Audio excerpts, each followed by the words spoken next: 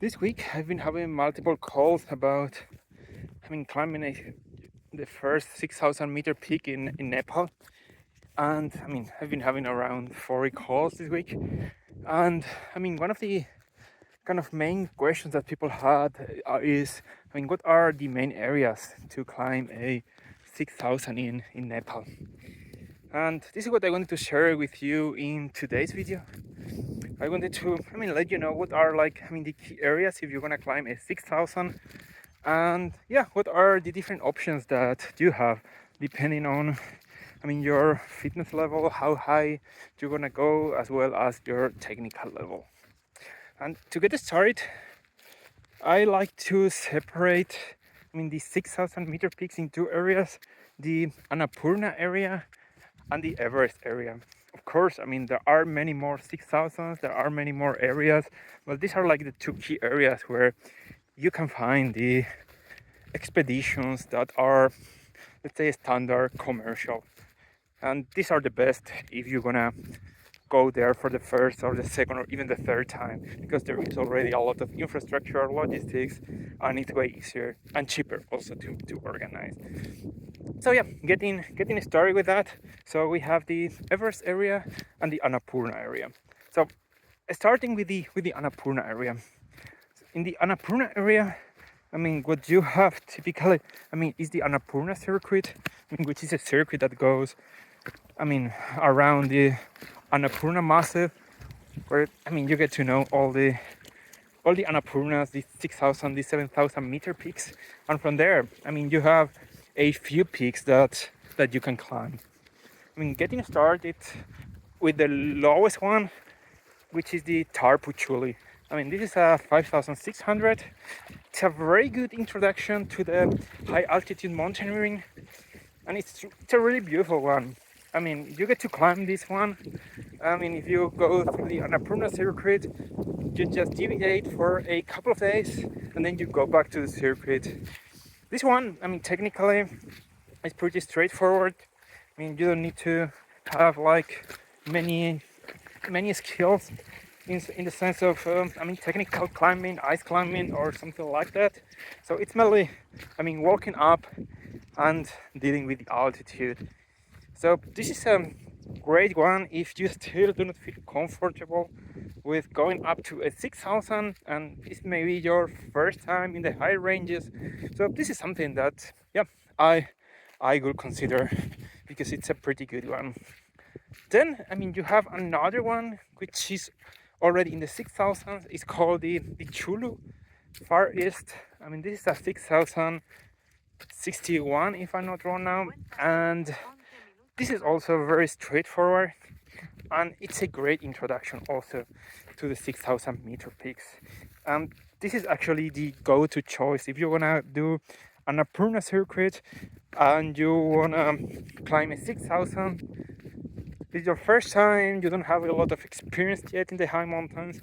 Go for this one because it's really beautiful. You have in the end a kind of wide ridge that gives you the mountaineering kind of feeling. It's pretty cool. Then if you have more technical skills, then and you also want to go higher, then my recommendation is the Chulu West. This is for me, from the 6,000s that you can do in Nepal. This is my go-to peak for people who want to push themselves, who want to go high in the mountains, and who have already experience in the high mountains and in winter conditions. Because here we are not talking about a very easy peak anymore. This is a PD plus, so it's already in a kind of high difficulty range, even advanced range, and here it requires to be able to kind of deal with steep slopes. You can get to some slopes of 40, even 50 degrees. You have a narrow ridge on the top, and even like a couple of high camps. Depending on the year, depending on the route that you do. But yeah, here is not. It's already kind of something. It's more serious, and you have more exposure, and you have a kind of bigger compromise if you do it. But beautiful one, okay. If you feel like you wanna push yourself, I mean, go for this one because it's one of the best ones that you can find. So this is about the Annapurna area. Then you have the Everest area. And when you think about the Everest area, I mean, first you think about Everest Base Camp. Why? Well, because of the history, because of how, I mean, cool the mountain is, and it's a really beautiful one. And here, I mean, you have two main peaks that you can climb, which are the Lobushe Peak and the Island Peak. Both of them are pretty beautiful.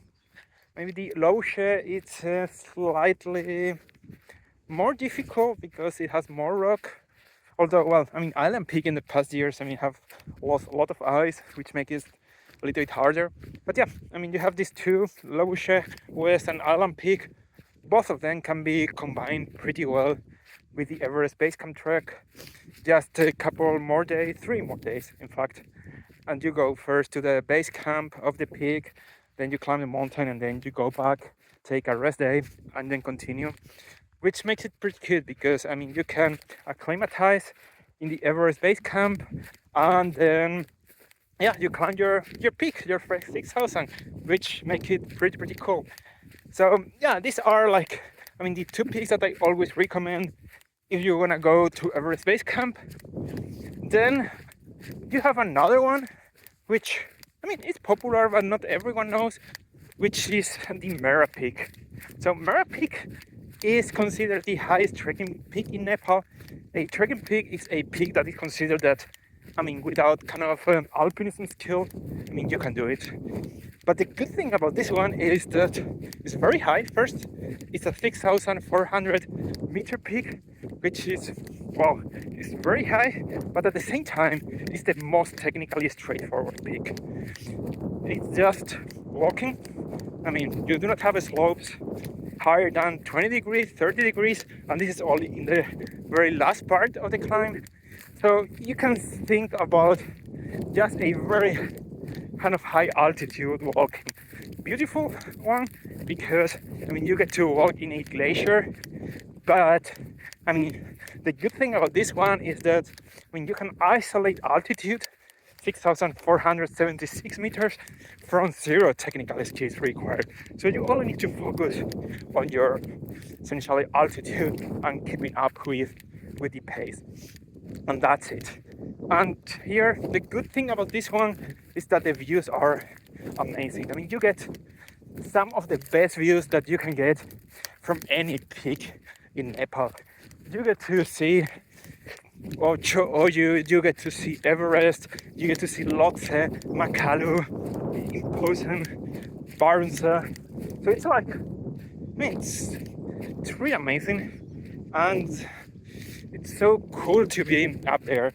And the valley to get there, if you are kind of don't like the crowds and you want to go a little bit more of the beaten track, I mean, this is something that I always recommend because, well, I mean, the Annapurna and the Everest areas are beautiful, are really beautiful, but it's true that there are quite a lot of people. That's true. I mean, because of how cool, how beautiful they are, so people wanna go there, and you can do nothing about that.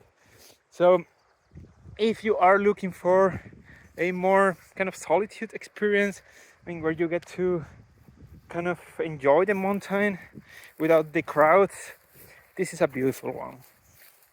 So just to summarize here, okay, so that you get a good picture. So if you want to go to Annapurna circuit, because this is something that you've been always dreaming of, then if you are very new to mountaineering, go to Tarpuchule. You don't need to go so high to the 6,000s. If you want to push into your 6,000, go to Chulu Far East. Then if, let's say, you are a mountaineer already, go to Chulu West.